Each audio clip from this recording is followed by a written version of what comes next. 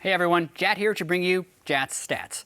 Team Liquid. First off, we're going to be looking at the only stat that truly matters, which is wins and losses. TL started the split weak at 4-5, but then ended strong with a 6-3 second half. And while their 4-6 record versus playoff teams seems low, keep in mind it's the second best amongst teams in the quarterfinals. Moving on to team stats, Team Liquid seems to be appropriately placed in fourth. Fourth in average game time, fourth best gold lead of 15 with plus 357, fourth fewest deaths. But then we see some of the stats behind the Team Liquid hype. They have the second best kill to death ratio in NA at 1.28 to 1 and rank second in a stat called GSPD, or gold spent percentage difference.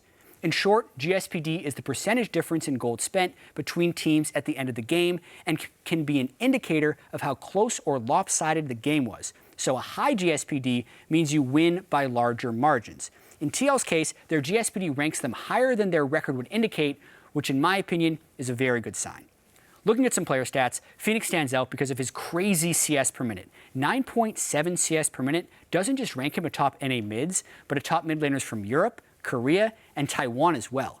But that type of CS per minute doesn't come without a cost. Phoenix ranks 8th in kill participation amongst mids and 10th in wards killed per game. He also plays quite safe, with the third fewest deaths per minute. It's also clear who forces the action for Team Liquid. In his Rookie of the Split, Dardoch had the most kills for jungler, as well as the highest kill participation at 78%. This also speaks to his early game successes, as he has the second largest gold lead over his opponent at 10 minutes.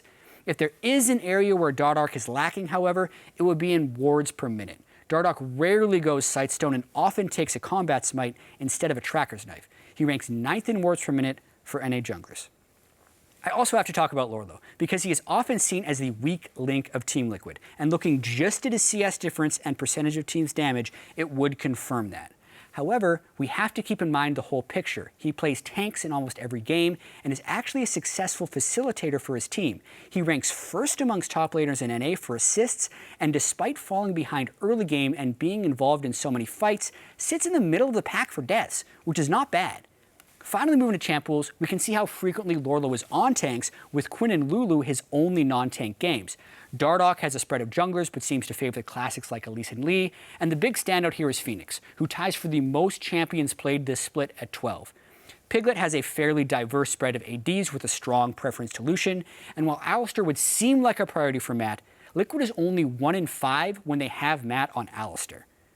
All in all, Team Liquid has found the most success with Lorlo on Poppy or Nautilus, and when Matt is on a range support like Janna, Bard, Thresh, or Morg. They actually have a 2-6 record if Matt is playing Alistar or Braum. All in all, I feel like the stats paint Liquid as a slightly better than 4th place team, which is all the more remarkable when you consider they spent most of the split around 6th place. So look for them to make some noise in the playoffs.